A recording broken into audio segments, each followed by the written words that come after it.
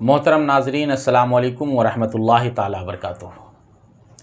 मैं ग़ुलाम आसिम मुनीस, खादिम तदरीस व इफ्ता दारुल उलूम अनवार मुस्तफ़ा, रमज़ान नगर तिलीबाग लखनऊ। आज हम फिर आपके सवालात के शरई जवाबात के साथ आपकी खिदमत में हाजिर हैं। वीडियो शुरू करने से पहले आपसे गुजारिश है कि अगर अभी तक आपने हमारा यूट्यूब चैनल असील हरम सब्सक्राइब नहीं किया है तो मेहरबानी करके सब्सक्राइब कर लें और बेल आइकन को प्रेस कर दें ताकि हर आने वाली अपडेट आप तक आसानी के साथ पहुंच जाए। एक सवाल है जनाब नज़ीर मोहम्मद साहब का, बालागंज लखनऊ से। वो पूछते हैं कि हालत सजदा में पैर की उंगलियों का पेट अगर ज़मीन पर न लगे तो नमाज होगी या नहीं। देखिए, मसला ये है कि कम से कम पैर की एक उंगली का पेट ज़मीन से लगना फ़र्ज़ है और 3 उंगलियों का वाजिब, और तमाम उंगलियों का जो है ये सुन्नत मुक्कदा है। और अगर एक उंगली का पेट ज़मीन से न लगा तो नमाज न होगी। ध्यान रहे, ये मसला जो है सिर्फ़ और सिर्फ मर्दों के लिए है। यानी जब आप नमाज़ पढ़ें तो इस बात का आप ख़ास तौर पर ध्यान दें कि हमारी उंगलियों के पेट जो है हालत सजदा में ज़मीन से लग रहे हैं या नहीं। अगर नहीं लग रहे हैं तो नमाज नहीं होगी, इसलिए इस पर जो है ख़ास ध्यान देने की सख्त ज़रूरत है। एक सवाल है जनाब बशीर साहब का, अयोध्या से।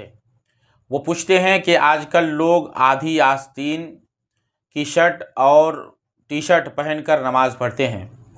क्या आधी आस्तीन की शर्ट या टी शर्ट पर नमाज हो जाती है? देखिए, मसला ये है कि आधी आस्तीन की टी शर्ट और शर्ट पहनकर नमाज़ पढ़ना मकरूह तंज़ीही है। लिहाजा जब आप नमाज़ पढ़ते हैं तो अपनी नमाज को मकरूह तंज़ीही ही क्यों करें। आप मुकम्मल तौर पर नमाज़ पढ़ें और नमाज के जो लवाजिमात हैं उन तमाम लवाजिमात को पूरा करें। अगर किसी के पास फुल टी शर्ट या फुल शर्ट ना हो तो कोई बात ही नहीं, अगर है तो क्यों अब हम अपनी नमाज को मकरूह तंज़ीही करें। लिहाजा ज़रूरी है इन सब चीज़ों से बचना चाहिए। Full shirt, full T shirt, कुर्ते वगैरह के साथ जो है आप नमाज अदा करें। एक सवाल है मोहम्मद इकबाल साहब का, कानपुर नगर से। वो कहते हैं कि नमाज की सफ़ में बच्चे खड़े हो जाते हैं, क्या बीच सफ़ में बच्चे खड़े हो जाने से सफ़ कट जाती है? देखिए, मसला ये है कि बच्चे अगर एक से ज़ायद हों तो उसकी सफ़ जो है वो मर्दों के, आदमियों के पीछे लगाई जाए।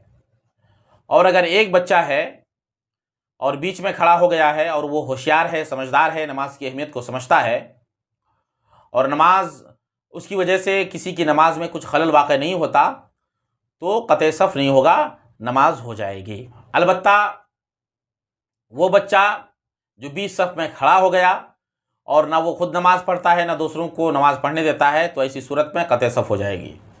लिहाजा ऐसे बच्चों को बीच सफ़ में खड़ा ना करें, उसको पीछे रखें। और कुछ लोग जो है छोटे छोटे बच्चों को मस्जिद में ले आते हैं। अल्लाह के रसूल सल्लल्लाहु अलैहि वसल्लम ने इरशाद फरमाया है कि मस्जिद को बच्चों और पागलों से दूर रखो। अस्सलामु अलैकुम वरहमतुल्लाहि ताला वबरकातुहू।